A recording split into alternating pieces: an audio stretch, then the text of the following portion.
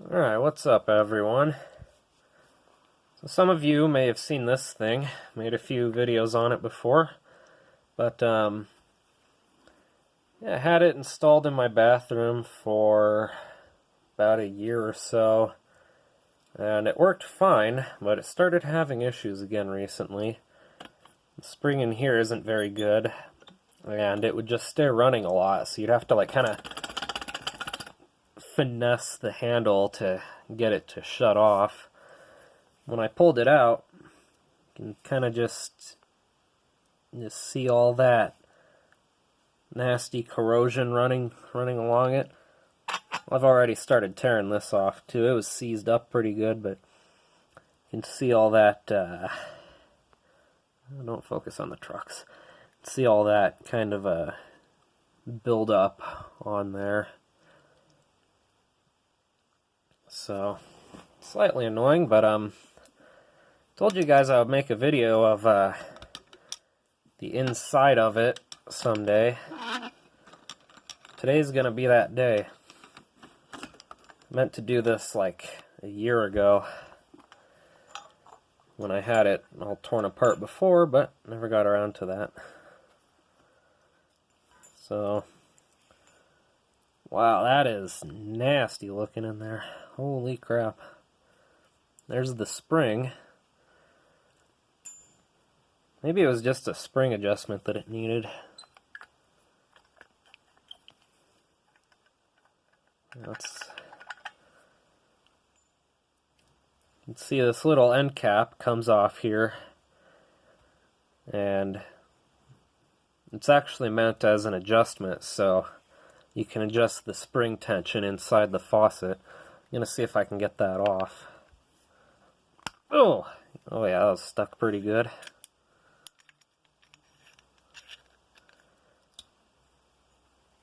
Oh, yep. Oh, that's right. So that cap comes off, and then you turn this thing, and that's how you adjust the spring tension inside the faucet. So let's pull that out.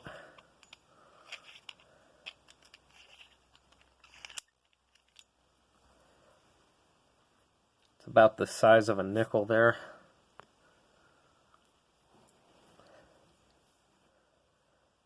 So you don't want to get these too mixed up, so I'll line them up in the order I pull them off. Now this, the gasket on here was bad too. This is where it leaked the worst, so I stuck just a basic rubber O-ring on there. That seemed to work okay. Well, that's right, there was this gasket in there too. That goes right there. Put that guy aside. Oh, good lord.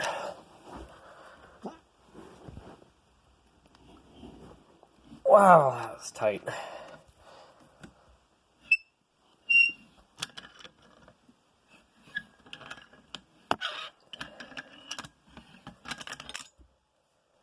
There that goes.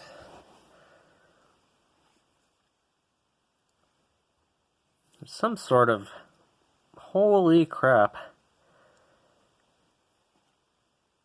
I drank out of this for a year. Just look at all that rust. Well, maybe it was good for me. Get some iron in my blood. Whoa. You check that out, though. Trying to figure out why it rusted so bad, though, because I had it... It wasn't this bad when I first got it, and it had been outside for a long time.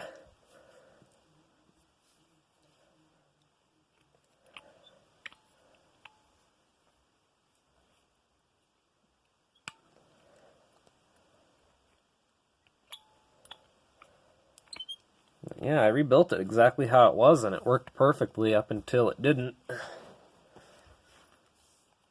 Now we have just these components here. And this guy should just... Oh, well, now how did I get that out before?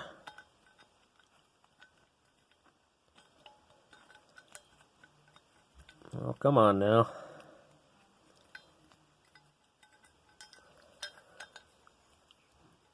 That's right, all of that came apart as well. That is so interesting.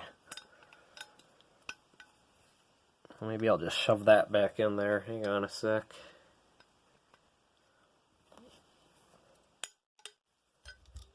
There we go.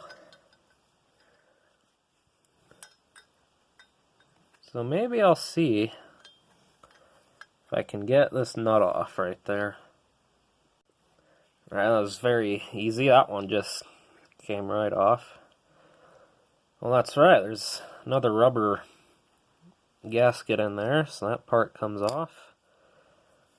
Then we have this piece here.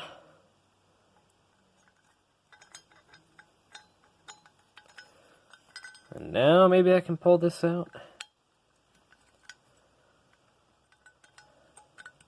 Aha! There it goes. I think part of the reason it didn't like to shut off is because of how worn out it is in there. I'll do my best to explain how this works. So obviously this is where the water comes in. And I just had the supply line, cold water supply line from my original faucet hooked directly to that, and it worked perfectly. And then the water comes up to here, and this is where it's let out. You can see it's smooth on this side. And so this is where all of the water is stopped when the fountain isn't in use. And then this little piece right here, that's a rubber component on it, and it usually slides over that. And so there's constant tension on this, or at least there's supposed to be when the fountain is off.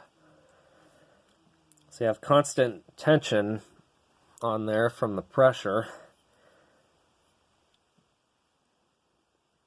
And then the spring, which is on this side, is supposed to be pressed up on it like that.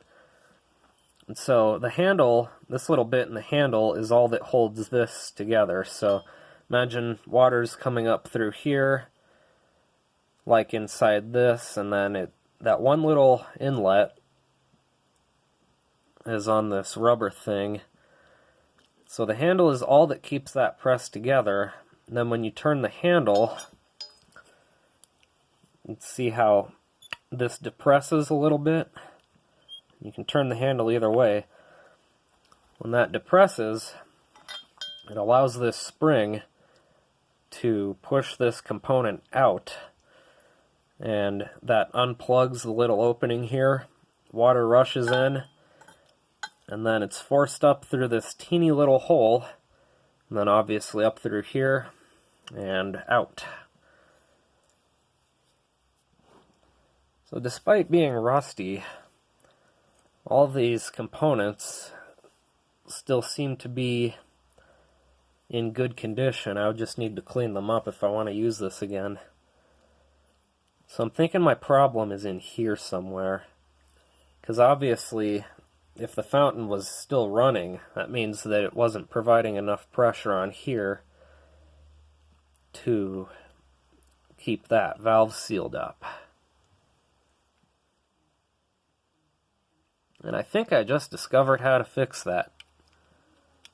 I notice this theoretically should be able to turn. I can see that it's threaded right here, so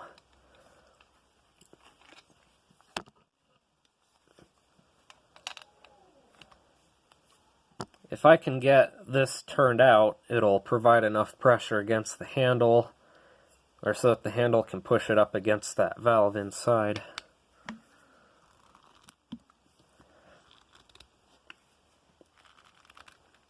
Oh, that is locked together though. Wow. Yeah, I'll probably need to soak that in some sort of penetrate for a day. But yeah, I think if I can get this twisted out a little bit, it'll push up against there and we'll be good to go.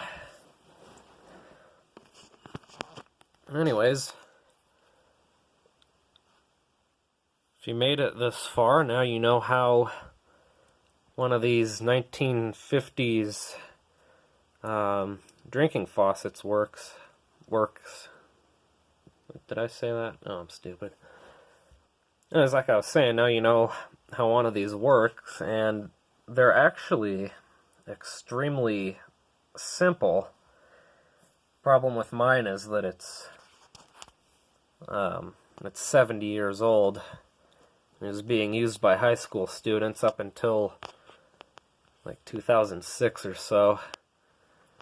And all of these components are just so worn down and beaten up and corroded, but I think if I let some of these soak in some sort of chemical, get all the rust dissolved off of them, clean them up really well, figure out how to get this guy twisted out so that there's enough pressure, I think I can get this thing working like new once again. I guess when I took it apart before, I didn't really study it that well. And the finish on it is still okay, but obviously there's all these weird dents and chips in it.